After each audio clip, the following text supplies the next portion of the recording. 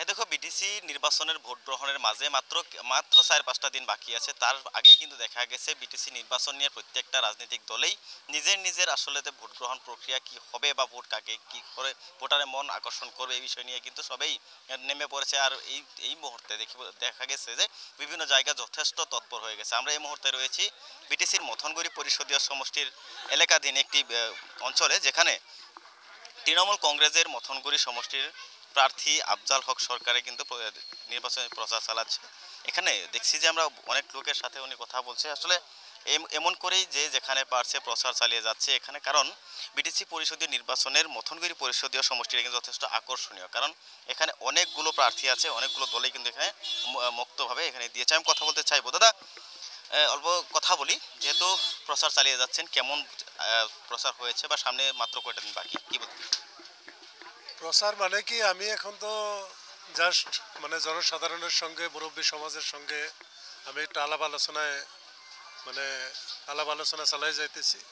তাতে জনসাধারণের যেটুক ভালো সহারি পাইছি। আর যেহেতু আমাদের দলটা তৃণমূল কংগ্রেসের যে মানুষের একটা আন্তরিকতা আছে, এটা একটা প্রমাণ পাওয়া গেছে। আর সেই আন্তরিকতাটা সবার মনে আছে। ওই জন্যে মানে মানুষে চায় যে শান্তির প্রতীক হিসাবে মমতা বন্দ্যোপাধ্যায় যাতে ওনার তৃণমূল কংগ্রেসটা আসামে আমরা এস্টাবলিশ করতে পারি।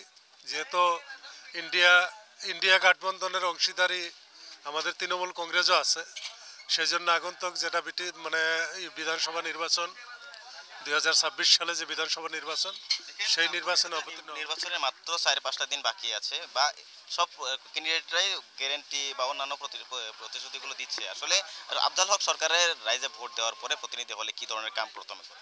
আমার প্রথম করণীয় থাকবো আমাদের যে রাস্তাঘাটের যে দুরবস্থা। আজকে দেখেন, যদি কোনো একটা পেশেন্ট নিয়ে মেডিকেলে যাইতে হয়, পেশেন্টটা আধা রাস্তায় কিংবা একটা অ্যাক্সিডেন্ট হয়ে যায় একমাত্র এই রাস্তাঘাটের জন্য। তা আমি আপনাদের চ্যানেলের থ্রুতে আমি মথনগড়িবাসী ভোটারদেরকে আমি একটাই অনুরোধ করতে চাই, আর একটা প্রতিশ্রুতি আমি দিতে চাই, যে আমি যদি প্রতিনিধি হইতে পারি, যদি আপনারা আমাকে প্রতিনিধি বানায়, আমি যদি প্রতিনিধি হইতে পারি, তাহলে ইনশাআল্লাহ আমার একটা আপনাদের কাছে ওয়াদা, যে আমি প্রথমে আপনাদের রাস্তাঘাট, মেডিকেল মেডিকেল যেটা ট্রিটমেন্ট, মেডিকেলের যেটা ব্যবস্থা, এই ব্যবস্থা, ভোটারের সমস্যা। আর ভোটারের সমস্যা নিয়ে অলরেডি আমি লড়াই করতেছি, হাইকোর্টে লড়াই করতেই আছি, এখনও বর্তমানেও করতেছি।